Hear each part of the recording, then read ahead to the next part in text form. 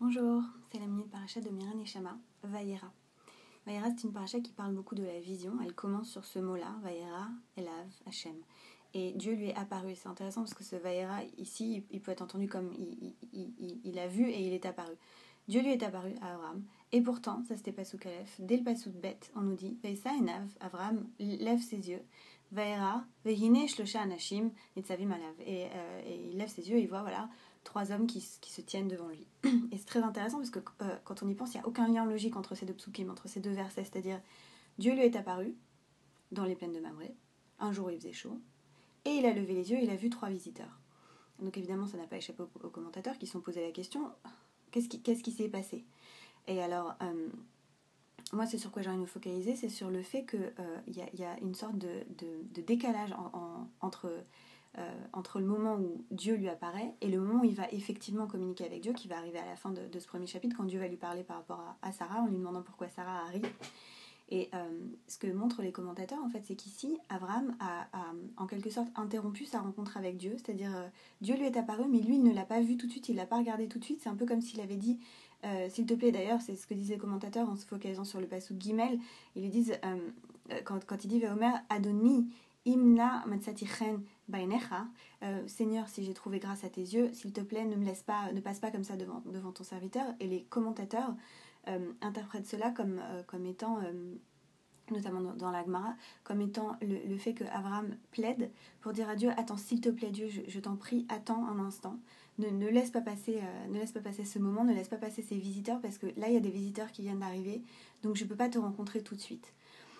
Ça peut paraître très choquant quand on y pense, parce que voilà Dieu qui apparaît à Abraham, on est au moment de la rencontre, vraiment de la rencontre ultime avec le divin, et lui il diffère cette rencontre, il décide de lui-même de ne pas ouvrir la porte tout de suite, de différer cette rencontre, parce qu'il y a 3 inconnus, 3 visiteurs qui viennent d'arriver devant lui.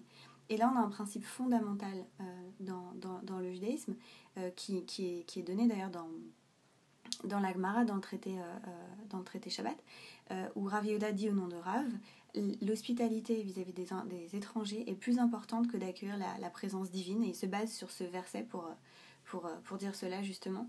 Et là il y a quelque chose de très puissant qui est de dire attention à pas être trop perché et à pas croire que les expériences mystiques elles sont plus importantes que l'expérience humaine, que la rencontre humaine et que le chesed vraiment, parce qu'ici il s'agit bien évidemment du chesed d'Abraham, de l'hospitalité d'Abraham. Et là, ce que nous montre la Torah dans ce pasuk, ce que souligne la Gemara, c'est ça, c'est que si on croit que c'est plus important, qu'est-ce qu'on en sait dans notre moment mystique quand on se sent super bien et connecté? Qu'est-ce qu'on en sait que c'est vraiment une rencontre avec le divin? Et qu'est-ce qu'on en sait que c'est pas cette rencontre humaine-là qui est la vraie rencontre avec le divin? D'autant que, comme vous le savez, dans le judaïsme, l'autre, l'être humain, c'est une étincelle du divin qui est incarnée comme nous, en face de nous. Et c'est vraiment cette